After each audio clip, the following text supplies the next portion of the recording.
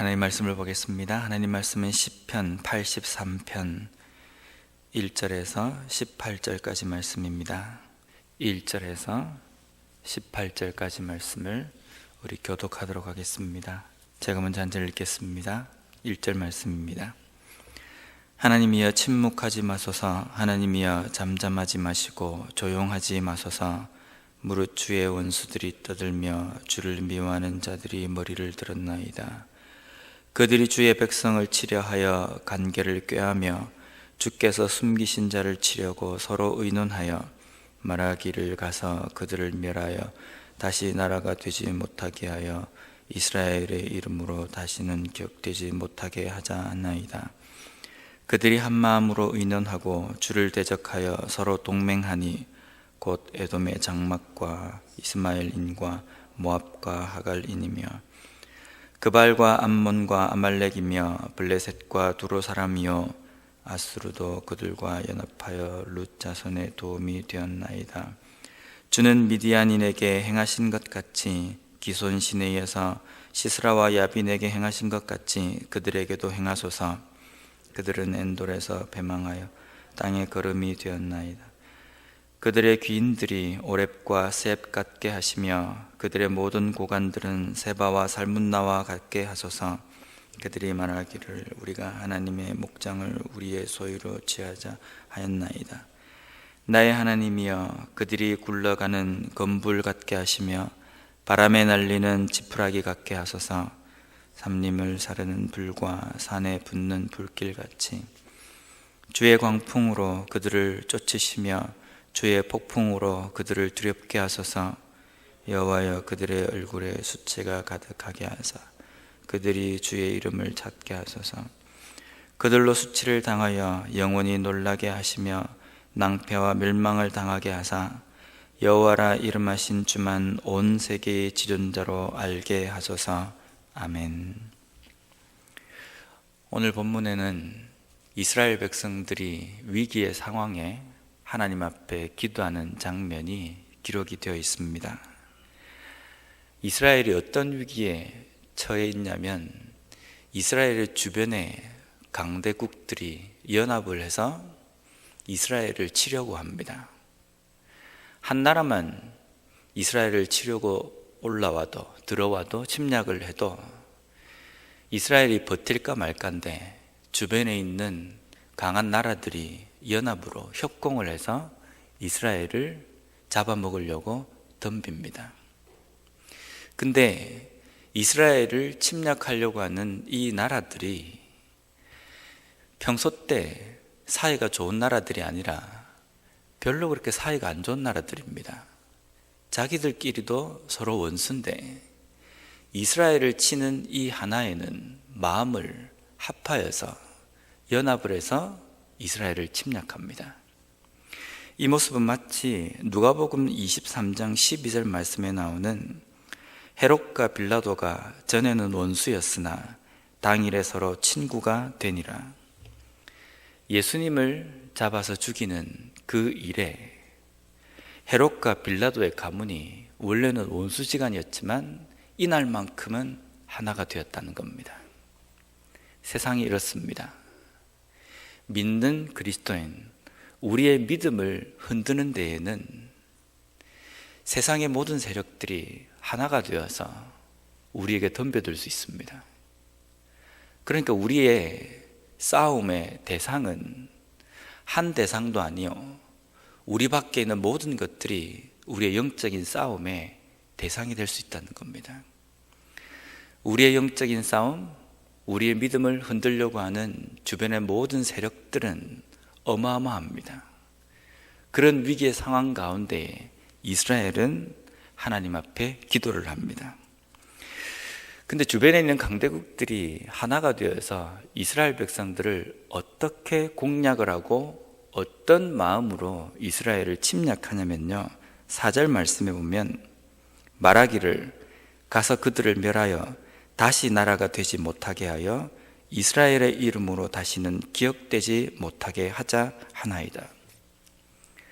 이스라엘을 이 땅에서 완전히 지워버리자. 나라 이름조차도 흔적조차도 후세대 사람들이 찾아볼 수 없도록 만들어버리자, 이렇게 생각하고 덤벼들고 있다는 겁니다. 실제 역사상에는 많은 나라들이 생겼다가 사라졌습니다. 성경에도 보면 그런 나라가 나옵니다. 아말렉입니다.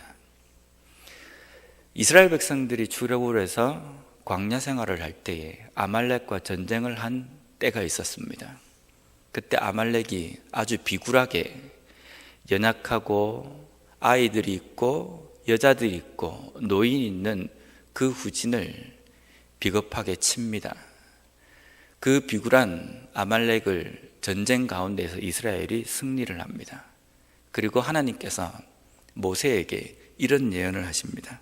출애굽기 17장 14절 말씀입니다. 여호와께서 모세에게 이르시되 이것을 책에 기록하여 기념하게 하고 여호수아의 귀에 외워 들리라.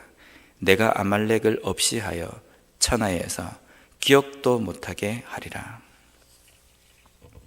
아말렉이 이 땅 가운데서 이름도 없이 흔적도 없이 사람들의 기억 속에서 사라질 것이다 라는 겁니다.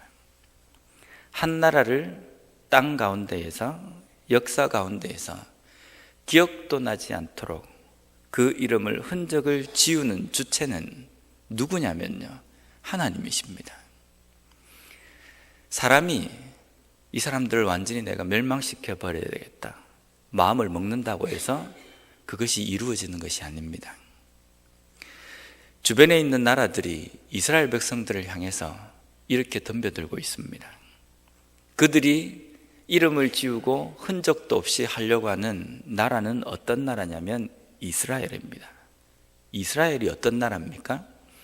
하나님께서는 아브라함을 통해서 이스라엘의 이 민족 가운데 영원히 하나님의 이름을 두겠다라고 약속하셨습니다. 하나님께서 이 이스라엘의 나라에 내 이름을 두고 이 나라가 영원히 갈 수 있도록 축복하시고 인도하겠다라고 약속하셨습니다. 하나님의 약속 앞에 지금 주변에 있는 나라들은 이 나라를 이름도 없이 사라지게 만들자라고 덤벼듭니다. 그러면 이 전쟁은 어떤 전쟁이 되는 겁니까? 주변에 있는 나라들이 단순히 이스라엘을 상대하기 위해서 침략하는 것이 아니라 하나님을 상대하는 겁니다. 하나님을 상대로 자신들이 싸워보겠다라고 뭉친 결과입니다. 이 시점에서 우리가 만약에 이스라엘의 위치로 간다면 어떻게 해야 되겠습니까? 좋다, 내가 한번 싸워보자. 무기도 준비하고 군사력도 준비해서 싸움에 나가면 이길 수 있겠습니까? 없습니다. 이 싸움은 우리의 싸움이 아니고 이스라엘의 싸움이 아니기 때문에, 하나님의 싸움이기 때문에 하나님의 힘을 의지해야 합니다. 이 대적들이 대적하고자 하는 것은 이스라엘이 아니라 하나님의 권능이기 때문입니다. 사무엘상 17장 47절에 보면 또 여호와의 구원하심이 칼과 창에 있지 아니함을 이 무리에게 알게 하리라. 전쟁은 여호와께 속한 것인즉 그가 너희를 우리 손에 넘기시리라. 다윗이 골리앗 앞에 서서 외친, 선포한 내용입니다. 그는 골리앗을 대할 때에 내가 이 골리앗을 대하겠다라고 말하지 않습니다. 지금의 이 전쟁은, 이 골리앗이 지금 상대를 하고 나온 것은 이스라엘의 군대가 아니라 하나님입니다. 이 전쟁은 사람에게 속한 전쟁이 아니라 하나님께 속한 전쟁이기 때문에 하나님께서 이 전쟁을 우리의 손에 맡기실 것이다 라는 고백입니다. 우리는 우리의 인생을 영적 전쟁으로 표현합니다. 영적 전쟁이기 때문에 내 전쟁입니까? 물론 우리가 해야 될 몫은 있습니다. 하지만 우리로 하여금 싸우게 하시는 분은 하나님이십니다. 그 전쟁을 이끄시고 그 전쟁을 진두지휘하시는 분은 하나님이십니다. 우리가 어떤 소양을 가지고 힘이 있기 때문에 이 싸움을 싸울 수 있는 어떤 부분이 없습니다. 우리는 연약하기 때문에요. 하나님을 떠나서는 제대로 서 있을 수도 없습니다. 그러한 우리의 존재가 강력한 사탄을 상대로 영적 전쟁을 싸운다고 한다면 무엇이 우리에게 있어야 되겠습니까? 중요한 것은 하나님의 임재하심과 하나님의 권능이 우리와 함께 해야 우리는 이 세상 가운데 제대로 서 있을 수 있습니다. 우리의 믿음의 전쟁을 승리로 이끌 수 있다는 겁니다. 오늘 이스라엘은 하나님 앞에 기도합니다. 이 전쟁은 우리의 전쟁이 아니라 하나님의 전쟁입니다. 그래서 이 전쟁을 통해서 하나님의 권능이 드러날 수 있도록 해 주십시오. 16절 말씀에 보면 이렇게 고백합니다. 여호와여, 그들의 얼굴에 수치가 가득하게 하사 그들이 주의 이름을 찾게 하소서. 대적들이 패배하고 난 다음에 그들의 입을 통해서 하나님이 이 전쟁을 꽉 잡고 있어서 우리가 졌구나, 이렇게 고백하도록 해 주십시오라고 기도합니다. 계속해서 18절 말씀해 보면요, 여호와라 이름하신 주만 온 세계의 지존자로 알게 하소서. 하나님, 이 전쟁에서 나를 좀 건져 주셔가지고 이 전쟁이 승리로 끝나게 해주십시오. 그러고 난 다음에 대적들이 역시 저 사람은 강하구나, 이스라엘이 짱이구나, 이렇게 고백하도록 해 주십시오가 아니라 이 전쟁이 승리로 끝난 후에 대적들의 입에서 마저도 역시 하나님이 지존자이시며 이 세상에 하나님만이 참신이라는 고백을 하게 해 주십시오라고 하나님 앞에 기도하고 있다는 겁니다. 대적뿐만 아니라 이스라엘 자신도 역시 이 전쟁은 나의 전쟁이 아니라 하나님의 전쟁이었다라고 고백할 수 있도록 해 주십시오라는 겁니다. 때때로 우리의 삶 속에서 우리의 어려움과 힘든 상황과 영적인 전쟁들 속에서 하나님은 우리에게 승리할 수 있도록 우리를 이끌어 주십니다.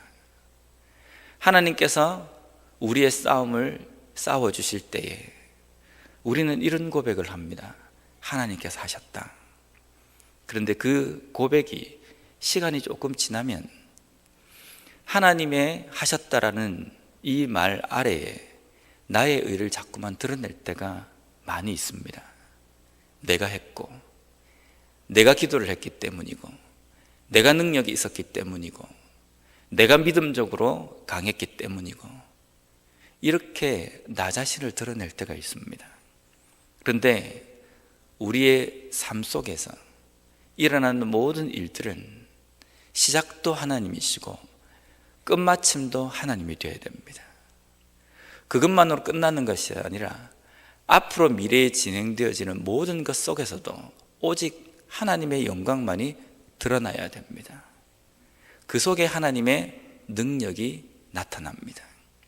내 의가 드러나고 내가 한 것처럼 내 목에 힘이 들어갈 때에는 하나님의 능력이 나타나지 않습니다. 지금까지 우리가 이 장소에, 이 시점에, 이곳까지 올 수 있었던 것은 내가 열심히 노력했기 때문이고, 내가 그 모든 고난을, 고생을 내가 치렀기 때문에 여기까지 올 수 있었다. 우리가 그렇게 고백할 수 있습니다. 실제 인간적으로 볼 때는 그런 것 같습니다. 근데 그 일들을 가능케 하신 분이 누구십니까? 하나님이시지 않습니까? 그러면 우리의 과거의 여러 가지 삶을 다른 사람들과 나눌 때에 우리의 입술을 통해서 나오는 고백은 하나님의 이름만이 드러나야 되지 않겠습니까? 왜냐하면 이 싸움의 주인공은 하나님이셨기 때문입니다. 그리고 앞으로도 하나님이시기 때문입니다. 오늘 하루 우리에게 주신 이 하루의 삶 속에서도 분명 우리는 영적인 싸움을 싸워야 될 겁니다. 세상은 우리의 믿음을 그냥 두려고 하지 않고 흔들려고 합니다. 그 싸움을 이길 수 있는 방법은 내가 정신을 똑바로 차리면 이길 수 있는 문제가 아니라 하나님이 싸워주셔야 됩니다. 우리의 대장 되신 예수 그리스도가 진두지휘하시며 나를 이끌고 가실 때에 그 치열한 전투에서 우리는 승리할 수 있다는 겁니다. 오늘 하루도 이것을 온전히 의지하면서 하나님께서 하셨다라는 그 고백이 우리의 삶의 순간순간에서 외쳐지고 고백되어지는 그런 하루의 삶을 살아가는 우리 모두가 되었으면 좋겠습니다. 기도하겠습니다.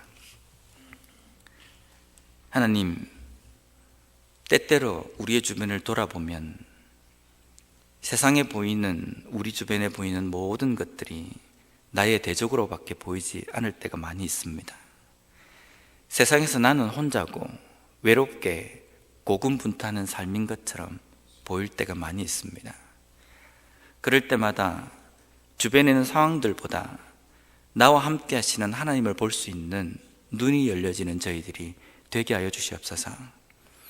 이 싸움이 결코 나의 싸움이 아니라 하나님의 싸움이시기에 하나님께서 이 역사를 어떻게 이루어 나가시는지 기도하며 기대하며 나아갈 수 있는 저희들이 되게 하여 주시옵소서.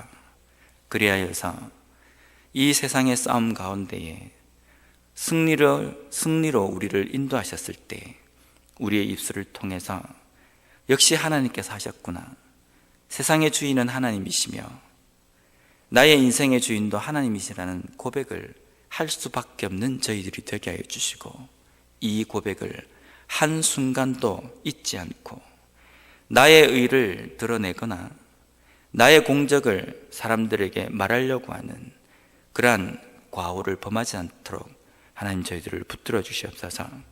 오늘 하루도 저희들이 하나님께서 우리에게 주신 이 삶을 살아갈 때에 하나님의 말씀 의지하며 하나님을 온전히 붙들며 나아갈 때에 우리의 인생 가운데 승리를 주시는 하나님의 능력과 권능을 경험하는 이 하루가 되게 하여 주시고 말씀으로 승리하는 이 하루 되게 하여 주시옵소서.